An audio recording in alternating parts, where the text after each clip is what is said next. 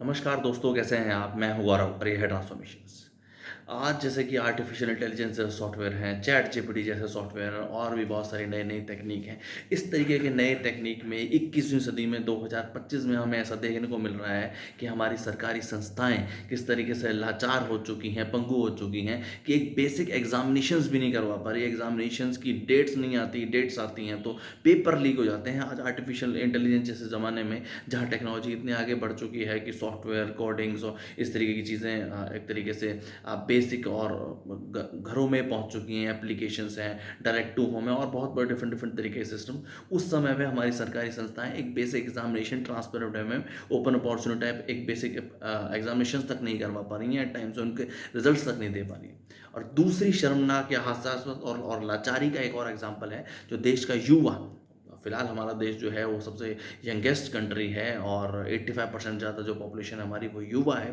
वो युवा जिसको पढ़ना है, लिखना है और वो पढ़ना भी चाहता है और बड़े-बड़े अचीवमेंट्स करना चाहता है, भले वो साइंटिफिक फ़ील्ड हो या और भी डिफरेंट डिफरेंट तरीके के फ़ील्ड्स हों उनमें। और वो बेचारा अपने बेसिक हक के लिए, बेसिक माँगों के लिए या उनके टीचर्स रोड पे बैठ के प्रोटेस्ट कर रहे हैं और सरकारी लाठियाँ, सरकारी सिस्टम के पुलिस प्रशासन की लाठियाँ उन पे भाई जा रही हैं और वो उनको लाठियाँ खानी पड़ रही हैं। उनको अरेस्ट किया जा रहा है और उन पे एक तरीके से एफआईआर की जा रही है और वो कितने ज़्यादा परेशान हैं।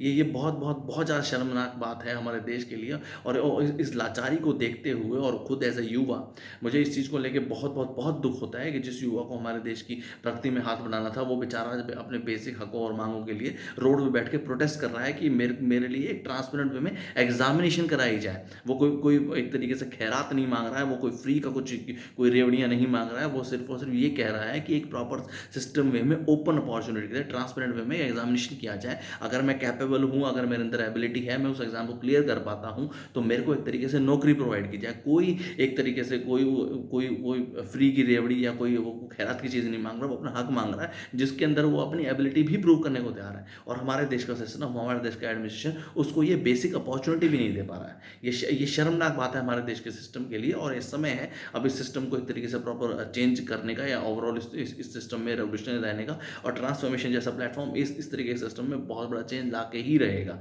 और ट्रांसफॉर्मेशन जैसे प्लेटफॉर्म की शुरुआत सिर्फ और सिर्फ इस चेंज के लिए ही शुरू हुई है। जो हमारा overall political as well as जो इलेक्ट्रो सिस्टम है उसमें बहुत बड़े चेंजेस की ज़रूरत है और नए युवाओं की और एक तरीके से इंटेलेक्चुअल लोगों की इस सिस्टम में ज़रूरत है ताकि उस सिस्टम को ओवरऑल चेंज कर पाएँ और हमारी आगे आने वाली पीढ़ियों के लिए भी एक बेहतर सिस्टम बना पाएँ। जय हिंद, जय भारत।